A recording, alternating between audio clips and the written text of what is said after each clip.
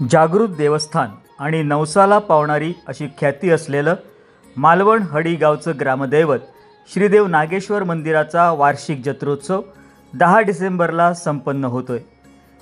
सर्व 12-5 मानकरी, देवस्थान विश्वस्त कमिटी आणि हडी ग्रामस्थांच्या सहकार्यानं हा जत्रोत्सव संपन्न होणार आहे। दरवर्षी ग्रामस्थांसोबतच मोठ्या संख्येनं भाविक माहेरवाशिणी आपले नवस फेडण्यासाठी गावात येत असतात। श्रीदेव नागेश्वर आणि श्री वालकाई देवी आणि श्रीदेव नागेश्वर मंदिर संकुलातील सर्व देवतांना मंगल स्नान आणि सुवासिक फुलांनी विधिवत पूजा अर्चना करून आदिशक्ती श्री वालकाई देवीची मानाची ओटी भरायला सुरुवात होते। वार्षिक जत्रोत्सव आणि दहीकाले यांचं एक अतूट नातं आहे। दहीकाला म्हणजे दशावतारी नाटकं। बांधलेलं दह्याचं मडकं नाटक संपल्यावर फोडलं जातं आणि काला केला जातो, म्हणून याला दहीकाला म्हणतात। कोकणची ही समृद्ध लोककला मंदिरातून सादर केली जाते। रात्री 10 वाजता गावराठी आणि आदिशक्ती श्री वालकाई देवी पालखी प्रदक्षिणा मिरवणूक झाल्यावर रात्री 1 वाजता चेंदवणकर गोरे दशावतार नाट्य मंडळाचा पारंपरिक दशावतार नाट्यप्रयोग सादर होणार आहे। सूर्योदयावेळी दशावतारी श्रीकृष्णाचं रूप धारण करून दहीहंडी फोडल्यानंतर आणि महाआरती करून दशावतार समाप्त होईल। जत्रोत्सवानंतर पूर्वपार चालत आलेल्या प्रथेनुसार डाळप स्वारीला सुरुवात होते। गावातले देव हे गावात फिरून गावाच्या प्रत्येक वेशीवर जाऊन ग्रामस्थांना दर्शन देतात। 5 दिवसानंतर नारळ ठेवल्यानंतर देव पुन्हा मंदिरात येतात। अशा प्रकारे पारंपरिक आणि या पूर्वपार चालत आलेल्या प्रथेनुसार जत्रोत्सवाची सांगता होते।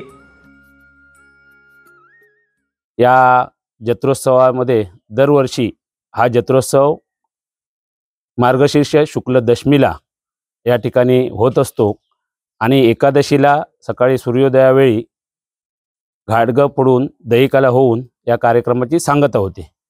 या श्रीदेव नागेश्वर जत्रोत्सवाला हडीगावच्या पूर्णपणे सर्व माहेरवाशिनी, त्याचप्रमाणे गावातील रहिवासी ज्या ज्या ठिकाणी राहिले आहेत, त्याचप्रमाणे या देवाला जे लोक मानतात, या देवामुळे ज्यांची ज्यांची कामं झाली, ज्यांना ज्यांच्या नवसाला देव पावला, अशा प्रकारे सर्व लोक सर्वदूर या देवाची प्रसिद्धी असल्यामुळे अनेक जण भक्तगण या ठिकाणी देवाला नमस्कार करण्यासाठी या दिवशी मोठ्या संख्येने या ठिकाणी येतात।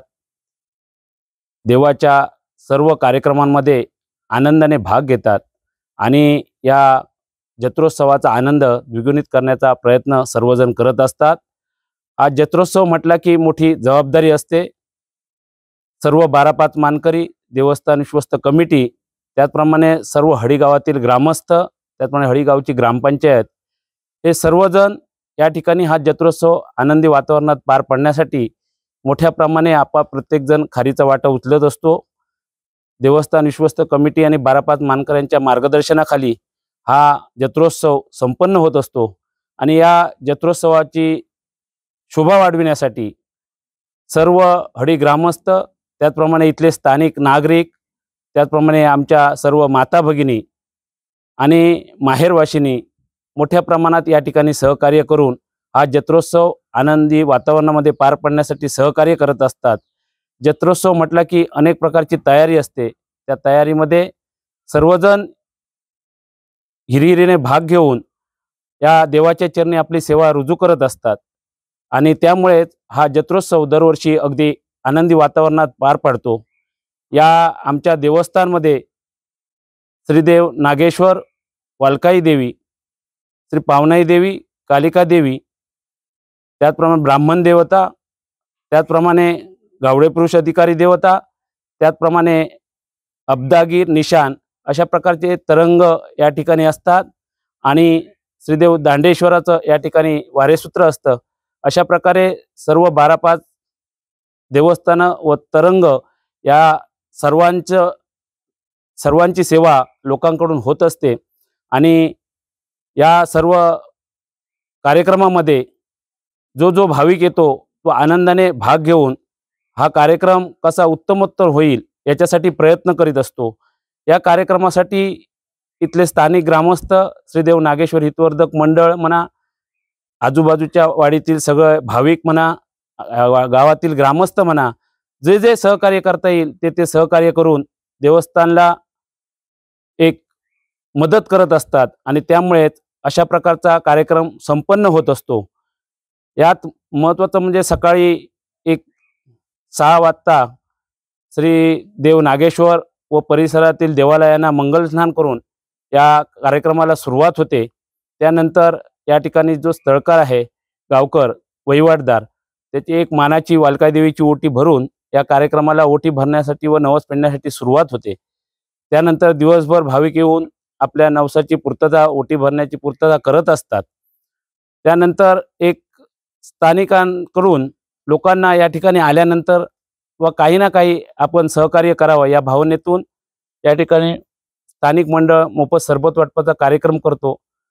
त्याचप्रमाणे या ठिकाणी जे आलेले दुकानदार असतात ते अगदी आनंदी वातावरणामध्ये आपापली दरवर्षीची त्यांची जागा ठरलेली असते, त्या ठिकाणी आपलं दुकान थाटून कोणत्याही प्रकारचा भांडण तंटा न करता अगदी आनंदी वातावरणात या ठिकाणी आपला व्यवसाय करत असतात। या ठिकाणी लागणारे सगळे विद्युत रोषणाईसाठी वीज मंडळाचे कर्मचारी आम्हाला मोठ्या प्रमाणात सहकार्य करतात। त्याचप्रमाणे यातली जी सुरक्षा व्यवस्था आहे त्यासाठी मालवण पोलीस स्टेशनचं सुद्धा मोठं सहकार्य असतं। इथल्या भाविकांची गैरसोय होऊ नये याच्यासाठी सुद्धा आमची हडी ग्रामपंचायत या ठिकाणी सहकार्य करत असते। अशा प्रकारे सकाळपासून विविध कार्यक्रमांचं सुरुवात होतं। त्याचप्रमाणे या गावराटीमध्ये महत्त्वाचं असतं ते म्हणजे ढोल ताशा व सनई वादन। ते आमचे छपीबाई शेख यांच्या माध्यमातून, त्यांच्या सहकार्यानं आणि त्यांचे सहकारी यांच्या सगळ्यांच्या सहकार्यातून या ठिकाणी देवाची सनई वादन व ढोल ताशांचा गजर थोड्या थोड्या वेळाने होत असतो।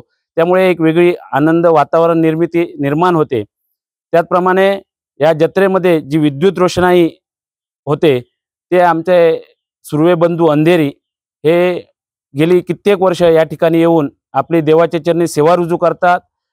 देवाला लीन होऊन ते आपली कोणतेही शुल्क न आकारता देवाच्या चरणी या ठिकाणी आपली सेवा रुजू करतात आणि अतिशय आकर्षक अशा प्रकारची विद्युत रोषणाई या ठिकाणी होते। त्याचप्रमाणे इथले स्थानिक ग्रामस्थ जे भाविक येतात त्यांना मंदिरात आल्यानंतर प्रसाद मिळावा यासाठीही सुद्धा इथले भाविक दानशूर व्यक्ती आम्हाला सहकार्य करतात। त्यांच्या माध्यमातून त्यांना प्रसाद दिला जातो।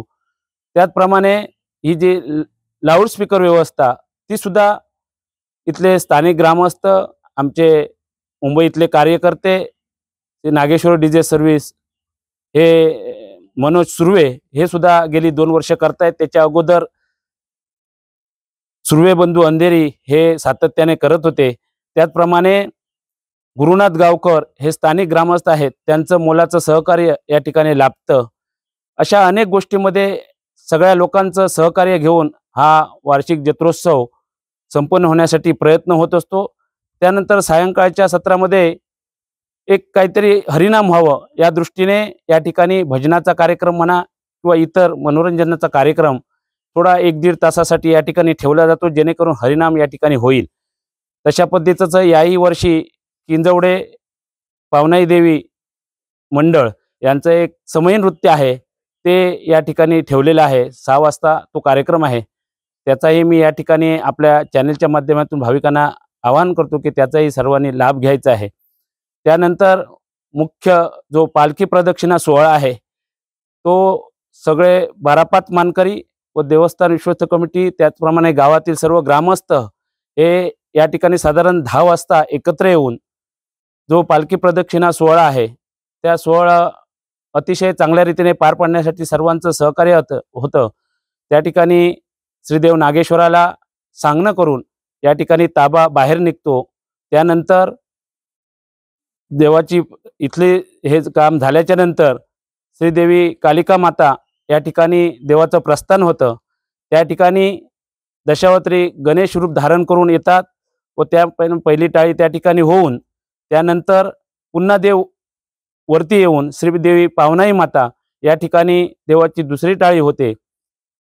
त्याचप्रमाणे 12चा पूर्वस या ठिकाणी सुद्धा टाळी होते आणि त्यानंतर श्रीदेव नागेश्वर मंदिर परिसरामध्ये टाळ्या होता, देवाची गणेश वंदना होते आणि पहिल्या फेरीला गणेश वंदना संपल्यानंतर गणेशाचं रूप घेऊन आलेले दशावतारी माघारी जातात व नंतर 5 फेऱ्या होतात.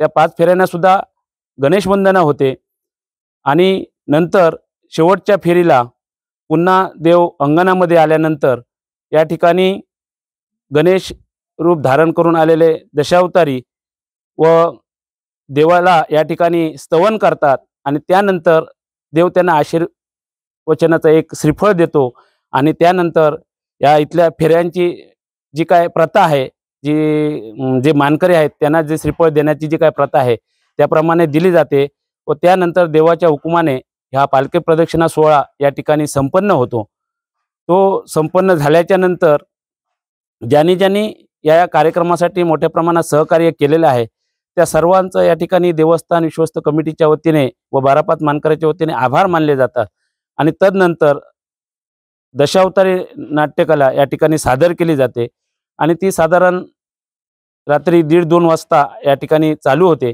आणि सकाळी 6च्या दरम्याने नाटक संपल्यानंतर पुन्हा दशावतारी श्रीकृष्णाचं रूप धारण करून येतात आणि या ठिकाणी जो दहीहंडी बांधली जाते व बालगोपाळ गोल नाचून ती दहीहंडी फोडल्यानंतर या वार्षिक जत्रोत्सवाची या ठिकाणी गोपाळकाल्याने संपन्न होते. अशा प्रकारे सर्वांचं सहकार्य या ठिकाणी मोठ्या प्रमाणे लाभल्यामुळे आतापर्यंत अतिशय आनंदी वातावरणामध्ये हडीगावचा हा जत्रोत्सव मोठ्या थाटामाटात व आनंदी वातावरणात पार पडतो. यावेळी आलेले सर्व भाविक आम्ही आवाहन केल्याप्रमाणे सर्व सहकार्य करतात व त्या सर्वांच्या सहकार्यामुळे हा वार्षिक जत्रोत्सव अतिशय आनंदी वातावरणामध्ये पार पडतो. यासाठी हे आपले शिवराम गावकर हे या ठिकाणी देवस्थानचे अध्यक्ष आहेत. त्याचप्रमाणे अरुण सुर्वे, आमच्या गावचे माजी सरपंच महेश मांजरेकर, या वर्षीचे मानकरी भावेश सुर्वे, त्याचप्रमाणे हे सर्व आमचे सहकारी आणि गावातील इतरही ग्रामस्थ. आयत्यावेळी आम्ही कुणाला बोलवू शकलो नाही कारण साहेब म्हणाले की मी आज येतो, तरी पण देवाच्या कृपेने हे सर्वजण या ठिकाणी उपस्थित राहिले. आपण हा कार्यक्रम या ठिकाणी आपल्या चॅनलवर दाखवण्यासाठी आम्हाला या ठिकाणी स्वतः येऊन जे सहकार्य केलात त्याबद्दल पुन्हा एकदा तुमच्या न्यूज चॅनलचा या ठिकाणी आम्ही आभार मानतो. त्याचप्रमाणे देवस्थानच्या विषयी जर आपल्याला माहिती हवी असेल तर ही पुरातन देवस्थानं आहेत, म्हणजे आम्हालाही ते कसं निर्माण झालं काय अजून एवढा इतिहास माहिती नाही, पण जे काय जुनं माहिती आहे त्या आधारावर आम्ही जशी 5ची पिढी चालत आली त्याप्रमाणे आम्ही हे पुढे चालवतो आहे. अजूनही आमच्या गावात अनेक माहितगार लोक आहेत, ते वेळोवेळी आम्हाला माहिती देत असतात आणि त्यांच्या सहकार्यानंच हे सगळं पुढे गावराटी ही अत्यंत देवस्थानमध्ये आणि गावामध्ये अतिशय महत्त्वाची आहे आणि देवावर जर श्रद्धा आपण ठेवली तर आपल्याला कुठच्याही प्रकारचं कसलंही भय नाही. आपलं जीवन हे अति सुखकारक होतं. फक्त श्रद्धा आपली असली पाहिजे. मला काहीतरी मिळेल ह्याच्यासाठी मी जर देवाकडे गेलो तर ती श्रद्धा उपयोगाची नाही. मनोभावे जर श्रद्धा ठेवून देवाची जर सेवा केली तर आपल्या जीवनात काहीही कमी पडत नाही, असा माझा तरी आतापर्यंतचा अनुभव आहे आणि इतर सर्वांचा सुद्धा अनुभव आहे. तरी माझं या आपल्या चॅनलच्या माध्यमातून सर्वांना आव्हान आहे की आपली गावची गावराटी कशी सुरक्षित राहील आणि ती पुढे आपल्या मागच्या येणाऱ्या पिढीला कशी पाहता येईल याच्यासाठी आमच्या गावानं म्हणा किंवा या पंचक्रोशीतल्या किंवा सिंधुदुर्गातल्या कोकणमधल्या सगळ्या गावानं या ठिकाणी आपापल्या गावराटी कशा सुरक्षित राहतील आणि असे आनंदी वातावरणाचे कार्यक्रम सर्वांना सोबत घेऊन एकत्र येण्याचा जो आपल्या वाडवडिलांनी जो वसा घेतलेला आहे तो वसा टिकवण्यासाठी आपण सर्वांनी सहकार्य करावं. आपापल्या गावराट्या सुरक्षित ठेवून त्यामध्ये कशी आणि देवाची सेवा करता येईल याच्यासाठी आपण सर्वांनी प्रयत्न करावं असं नम्र आवाहन करून या ठिकाणी मी हे माझे 2 शब्द थांबतो. जय श्री नागेश्वर देव. संपूर्ण सिंधुदुर्गामध्ये गावराटीचे उत्सव, दहीकाला उत्सव हे सुरूच आहेत. आपल्या महाराष्ट्रामध्ये वारकरी संप्रदायाबरोबरच सगळ्यात मोठा संप्रदाय हा गावराटीचा संप्रदाय. हा कोकण किनारपट्टीमध्ये खास करून हा गोव्यापासून तर आपल्या कोकण किनारपट्टीला गावराटी संप्रदाय या ठिकाणी सुरू झालेला आहे आणि गावराटी प्रत्येक गावामध्ये वेगवेगळ्या पद्धतीने या ठिकाणी कार्यक्रम केला जातो. गावराटीमध्ये अनेक देवस्थानं आहेत, अनेक प्रकारचे मंदिरं आहेत. त्या प्रत्येक मंदिरात जरी वेगवेगळे असले, वेगवेगळे कार्यक्रम होत असले, ते गावाचा म्हणून या ठिकाणी एक कार्यक्रम होतो.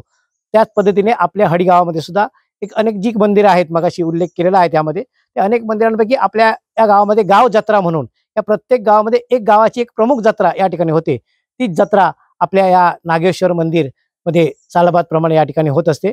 या जत्रेसाठी आलेले प्रचंड म्हणजे गावातील ग्रामस्थ येतात आणि नुसते केवळ हिंदू धर्मीय नाही, तर अनेक जे आपल्याकडे मुस्लिम समुदाय असू दे, ख्रिश्चन समुदाय असू दे, आजूबाजूचे लोक आहेत, या सर्व धर्म समभावाची ही यात्रा म्हणून गाव जत्रा म्हणून या प्रत्येक जिल्ह्यात जे काही गाव आहेत त्या गावातील यात्रेमध्ये लोक सहभागी होत असतात.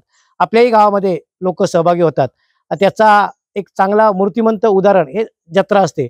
पूर्वीच्या काळी वाहतुकीच्या सुविधा नसायच्या, त्यामुळे लोक येऊन इथे वस्तीला राहायची. त्यामुळे प्रचंड गर्दी ही एकाच वेळी या ठिकाणी व्हायची. कारण एकदा संध्याकाळची गाडी येऊन गेली की रात्री प्रवासासाठी गाडी नसायची. परंतु बदलत्या काळामध्ये जत्रेचं स्वरूपही बदलत गेलं. पूर्वीच्या काही लाईटची समस्या असायची, अन्य समस्या असायची, त्या वेळच्या कालानुरूप जत्रेचं स्वरूपही बदलत गेलं. त्यामुळे आधुनिकताचे जे काही नवीन बदल झालेले आहेत आपल्या याच्यामध्ये, त्या पद्धतीने जत्रेचं स्वरूप सुद्धा आधुनिक काळानुसार बदलताना आपल्याला दिसत आहे. पूर्वीच्या काळात जी रात्रीच्या स्वरूपात गर्दी असायची, लोकसंख्येच्या दृष्टिकोनातून संख्या नक्की वाढलेली आहे, परंतु जो मनोरंजनाचा कार्यक्रम असायचा, पूर्वी टीव्ही सारखं माध्यम नसायचं, फक्त केवळ प्रबोधनासाठी हा जत्रेसाठी दशावतारी नाट्यप्रयोग या ठिकाणी व्हायचं. काही ठिकाणी वेगवेगळे कला साजरे करायचे, कीर्तनाचा प्रसंग असायचं, गोंधळी हे या ठिकाणी येऊन आपलं लोकप्रबोधन करायचं. परंतु कोकणामध्ये खास करून दशावतारांच्या माध्यमातून लोकप्रबोधन करण्याचा कार्यक्रम हा पूर्वी परंपरेनुसार या ठिकाणी चालत आलेला होता. तीच परंपरा आजही आपल्या गावागावामध्ये चालू आहे. त्याचाच एक प्रत्यय म्हणून या ठिकाणी गावराटीचे कार्यक्रम केल्याबरोबरच एक प्रबोधनाचे सुद्धा या ठिकाणी दशावताराचा कार्यक्रम केला जातो. निश्चित स्वरूपात बदलत्या काळानुसार दशावताराचे स्वरूपही बदलत गेलेले आहे. परंपरा पौराणिक कथा ही तशीच राहिली, तर पण दशावतारामधून चांगला संदेश या ठिकाणी देण्याचं काम हे दशावतारी मंडळी करत असतात. त्यात सगळे गावातील लोक तर बघतातच, परंतु आजही काही प्रेक्षक वर्ग असा आहे की न चुकता पहिल्या एंट्री पासून तर शेवटच्या एंट्री पर्यंत बघणारा असा प्रेक्षक वर्ग या कलेसाठी प्राप्त झालेला आहे. म्हणून केवळ वार्षिकांमध्येच नाही, पण वार्षिकाशिवाय सुद्धा आजही दशावताराचं महत्व हे अधोरेखित झालेलं आहे. या सर्व प्रक्रियेमध्ये ज्या ठिकाणी गावातले लोक या ठिकाणी दशावताराचे प्रयोग होतात, वार्षिक तर उलाढाल या ठिकाणी होतेच, त्याचबरोबर या उलाढाली बरोबर गावातील लोक सुद्धा या ठिकाणी मोठ्या संख्येने येतात. नातेगोतीवातली मंडळी असतात, माहेरवाशिनी असतात, हे या ठिकाणी येण्याचं साधन असतं. ते जत्रेनिमित्त या ठिकाणी येतात आणि आपल्या सगळ्यांची एकमेकांशी ओळखी होतात. बऱ्याच वर्षानंतर वेगवेगळ्या आताचं कालानुरूप आपण सगळे बदललेलो आहोत. प्रत्येकाकडे वेळ कमी झालेले आहेत. व्हॉट्सअप, फेसबुक, इंटरनेटच्या जमान्यामध्ये एकमेकाशी थेट संपर्क साधण्याची आता प्रत्येकजण कमी प्रमाणात आपण साधतो आहोत. परंतु यात्रा म्हटली की आपले एकमेकाजवळ दिलेली माहेरवाशीन असलेले बाहेरगावी राहणारे लोक असू देत, सख्खे भाऊ जरी एका ठिकाणी राहत असले तरी काही ठिकाणी व्यवसायानिमित्त ते बाहेर असतात, त्यांची मुलं असू देत, आपल्या चुलत्यांची मुलं असू देत, यात्रेनिमित्त एकत्र येतात आणि त्यानिमित्त आपली नातीगोती वृद्धिंगत करण्यामध्ये हे यात्रेचं फार मोठं योगदान आहे. प्रशासनाच्या दृष्टिकोन निश्चित स्वरूपात आपल्या सगळ्यांचं सहकार्य आहे. आणि ही जी गावराटीची परंपरा आहे, जसं आपण म्हणतो या ठिकाणी परंपरा आपले जपले जातील की नाही, परंतु आधुनिक पिढीबरोबरच याची जर देवाणघेवाण झाली तर निश्चित स्वरूपात या परंपरा पुढच्याही पिढीपर्यंत ते निश्चित स्वरूपात पोहोचतील. यासाठी आगामी काळामध्ये सर्वांनी मिळून ज्या काही संस्था आहेत त्या संस्थांनी मिळून याची जनजागृती करून या रीतिरिवाज परंपरा आहेत या शेवट नवीन पिढीपर्यंत कशा स्वरूपात जातील आणि त्याच्यात बदलत्या स्वरूपानुसार त्याचा आधुनिकता देत असताना परंपरा आपल्या राखण्यासाठी निश्चित स्वरूपात प्रयत्न करावे लागतील. ते प्रयत्न हडीगावातून जर झाले तर ते आम्ही त्यासाठी प्रयत्नशील आहोत. सगळेजण आम्ही एकत्र बसून त्या ठिकाणी विचारविनिमय करून मोठ्या पद्धतीने सर्वसमावेशक यात्रा होण्यासाठी निश्चित स्वरूपात प्रयत्न करू. धन्यवाद.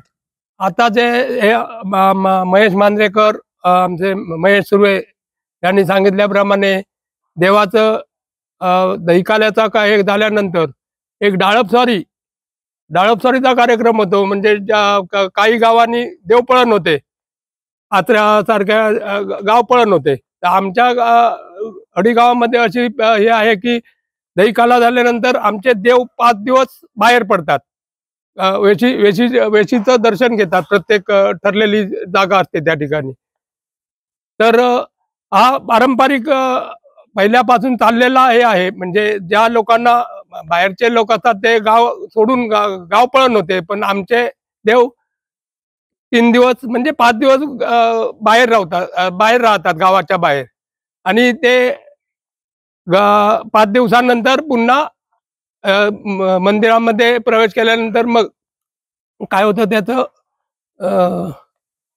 कोरणीमध्ये नारळ घालून म्हणजे त्याची सांगता होते. अशी एक पूर्वंपार ही चाललेली प्रथा आहे, ती आतापर्यंत चालू आहे आणि पुढेही चालू राहणार. धन्यवाद.